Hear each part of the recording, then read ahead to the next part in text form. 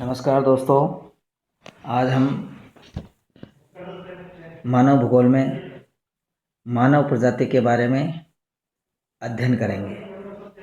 इसमें हम मानव प्रजाति किसे कहते हैं, मानव प्रजाति का क्या अर्थ है और मानव प्रजाति जो विश्व में अलग अलग जगह पर अलग अलग प्रकार की पाई जाती है, वो ऐसी क्यों पाई जाती है, उसके बारे में अध्ययन करेंगे।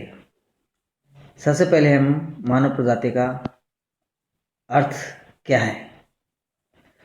मानव प्रजाति या जिसको हम नृवंश रेसेस कहते हैं, ये कोई एक जाति नहीं है, कोई सांस्कृतिक लक्षण नहीं है, सामाजिक लक्षण नहीं है, वरन यह एक जैविक विचार है, यानी कि बायोलॉजिकल कंसेप्ट है। इसका अभिप्राय उस मानव वर्ग से है जो वंशानुक्रम के द्वारा शारीरिक लक्षणों में समानता रखता है। यह एक नस्ल है या जन्मजात संबंधों का एक मानव वर्ग है। मानव प्रजाति के कई वर्ग हैं जिनकी भिन्नता का आधार शारीरिक बनावट के लक्षण होते हैं। यहाँ पर मानव प्रजाति का अर्थ किसी सामाजिक वर्ग या सांस्कृतिक वर्ग से नहीं है, वरन प्राकृतिक नस्ल से है। किसी भी मानव प्रजाति के शारीरिक लक्षण उस प्रजाति के वर्ग के वंशानुक्रम द्वारा पीढ़ी दर पीढ़ी आगे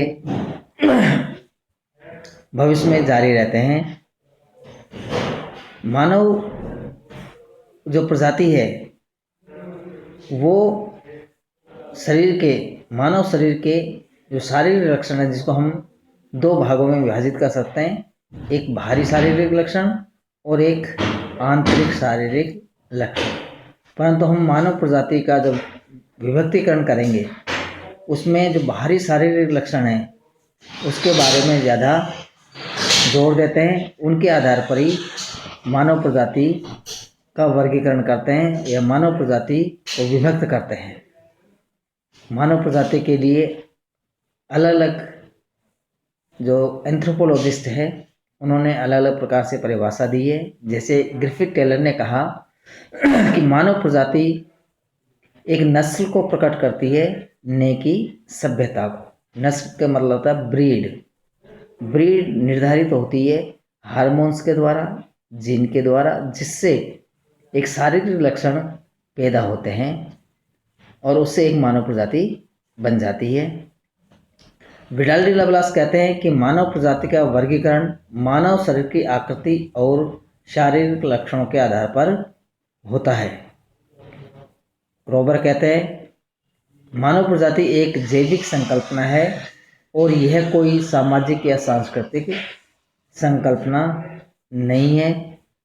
हेडन के अनुसार मानव प्रजाति एक जैविक नस्ल है जिसके प्राकृतिक लक्षणों का योग दूसरी प्रजाति के प्राकृतिक लक्षणों के योग से भिन्न होता है।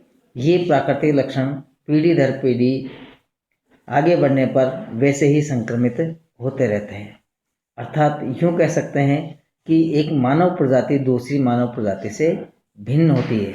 एक प्रजाति के सभी शारीरिक लक्षण एक जैसे होते हैं, परंतु वे दूसरी प्रजाति के से भिन्न होते हैं, दूसरी प्रजाति में नहीं पाए जाते हैं। अतः प्रजाति का अर्थ इस प्रकार के मानव वर्ग से है जिस वर्ग के सभी मनुष्यों की शारीरिक रचना के कुछ भारी लक्षण, जैसे शरीर का कद, त्वचा का रंग, शरीर की या सिर की बनावट, बालों की आकृति, नेत्र की आकृति और रंग, होठों की मोटाई, नाक का चपटापन इत्यादि समान प्रकार के शारीरिक लक्षणों और रक्त गुणों वाले मानव वर्ग की आगामी संतति में भी वैसे ही शारीरिक लक्षण और रक्त गुण बहुत सी पीढ़ियों तक चले जाते हैं। इस प्रकार हम कह सकते हैं कि मानव प्रजाति शारीरिक लक्षणों से प्रकट होती है। शारीरिक लक्षणों से हम उसको एक वर्गीकृत कर सकते हैं, परंतु विभिन्न जगह पर विभिन्न प्रकार की मानव प्रजातियां पाई जाती हैं। कहीं पर काले रंग वाली, कहीं पर गोरे रंग वाली, कहीं पर चॉकलेटी कलर वाले। इसी तरह से विभिन्न सिर की बनावट वाले, किसी का लंबा सिर, किसी का गोल सिर, किसी की ठोड़ी निकली हुई, किसी का नासिका पतली, किसी की चौड़ी, किसी की आंखें छोटी, किसी की बड़ी। तो इस आधार पर विभिन्न प्रकार के संसार में प्रजातियां मिलती है, परंतु इसके क्या कारण है, क्यों इतनी प्रजातियां बन गई है, इनका विकास कैसे हुआ है, इसके कई कारक है या कारण है। मानव प्रजातियों में शारीरिक रचना के भारी गुणों के अंतर उत्पन्न करने वाले कई कारक हैं, जिनमें 4 मुख्य हैं।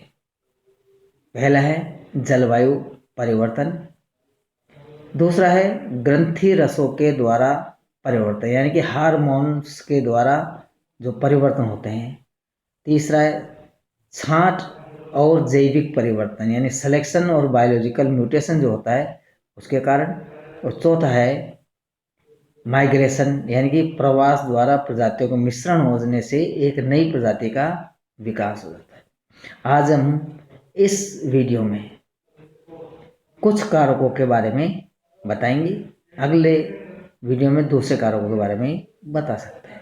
सबसे पहले बात करते हैं हम जलवायु परिवर्तन के कारण से किस प्रकार से मानव प्रजातियों का विकास हुआ है या मानव प्रजातियां बनी है या उनके भारी गुणों में किस प्रकार से अंतर होता है। प्राचीन काल से ही धरती के ऊपर कई प्रकार से जलवायु परिवर्तन हुए हैं, जिसके कारण से विभिन्न भागों में कभी ठंडी जलवायु पाई गई और कभी उसी भाग में गर्म जलवायु पाई गई।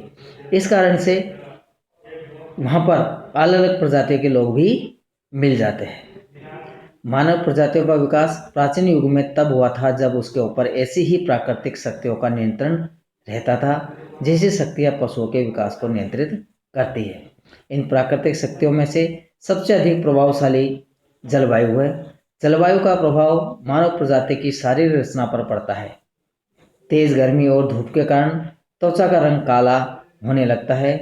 जो लोग उष्णकटिबंध में ठहरते हैं वे काले रंग, लंबे सिर, मोटे होठ वाले बने रहते हैं, एवं जो शीतोष्णकटिबंध में रहते हैं उनका रंग कुछ उजला और सिर चौड़ा रहता है। जलवायु का प्रभाव त्वचा के रंग पर भी होता है।